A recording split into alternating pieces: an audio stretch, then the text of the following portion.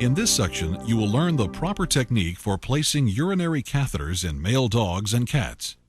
Urinary catheterization is a useful procedure to perform when urethral patency needs to be maintained, when measuring urine output is important for patient treatment, and when a non-ambulating animal is difficult to keep from urinating on itself. Examples of situations where urinary catheterization would be particularly useful include following urethral surgery or procedures, kidney disease, and in paralyzed patients. Placement of the urethral catheter is also used to collect urine directly from the bladder for analysis or culture, or during contrast studies of the lower urinary tract. The following procedure will outline the steps necessary to properly place a urinary catheter. The following equipment should be prepared prior to beginning. First, a sterile urinary catheter should be selected. The catheter selection will vary depending on the patient. In cats, a size 3.5 to 5 French red rubber feeding tube or Tomcat polypropylene catheter is normally used.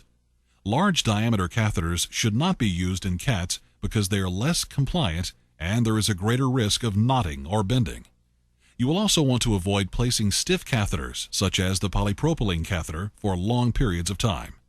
Using these catheters for extended periods can cause bladder wall trauma and/or tearing of the bladder.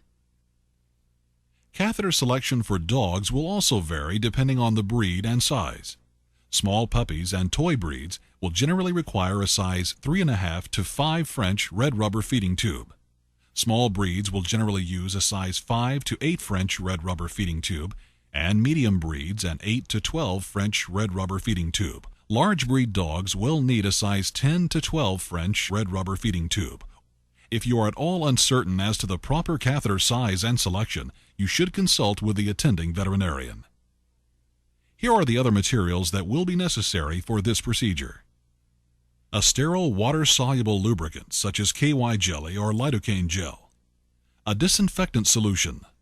A square of 4x4 dry gauze. A pair of sterile gloves. 2/0 or 3/0 suture with cutting needles.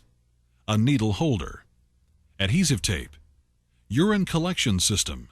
The urine collection system can be made from an empty fluid bag and administration set. A pair of hair clippers. Appropriate sized Elizabethan collar for the patient if the catheter is to remain. Depending on the patient's condition and disposition, a sedative may be necessary. The attending veterinarian will decide on the appropriate sedative for the patient.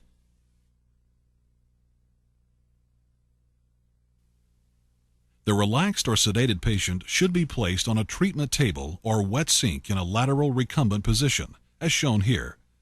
The hair around the prepucial opening will need to be carefully shaved. This provides for a cleaner environment for the catheter. You will want to wear gloves while disinfecting the prepuce and penis area with chlorhexidine scrub or another appropriate disinfecting agent. The assistant can then retract the prepuce, exposing the patient's penis, as shown here. The technician administering the catheter should wash his or her hands and then put on a pair of sterile gloves. Remember that the inside lining of the package containing the gloves is sterile. Maintaining its sterility will provide you with a sterile work surface. With sterile gloves, remove the urinary catheter from its package, being careful not to touch the outside of this package. Remember that only sterile surfaces should come in contact with the catheter. It should not be placed on the table or be touched by your assistant. Estimate the length from the patient's prepuce to pelvic inlet and have your assistant mark the catheter at the estimated distance using a Sharpie or piece of tape. If the catheter is not inserted far enough, it will not produce adequate drainage of the bladder. If it is placed too far, it is likely to kink or create damage to the bladder wall. This radiograph illustrates a proper urinary catheter placement in a dog. After you have determined the measured length from the prepuce to the pelvic inlet, you should carefully lubricate the first few inches of the catheter with sterile KY or lidocaine gel. You may use the package from the gloves as a sterile surface to work on. Gently insert the urinary catheter into the urethral opening until the predetermined length has been reached. You should notice urine flow when the desired length has been achieved. If urine flow is not observed, then flush 5 to 12 milliliters sterile saline into the catheter and observe for urine flow. If urine flow has still not occurred, then advance the catheter 1 to 2 centimeters and repeat the sterile saline flush.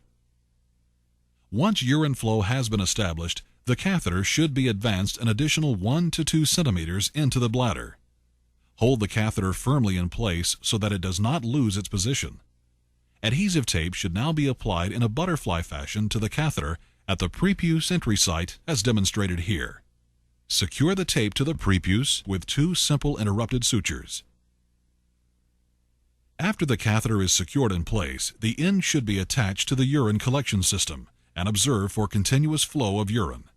This will require that the collection bag be kept at a level lower than the patient to allow urine to flow with the gravity and to prevent backflow of urine into the bladder. Be careful to ensure that all connections are tightly fitted.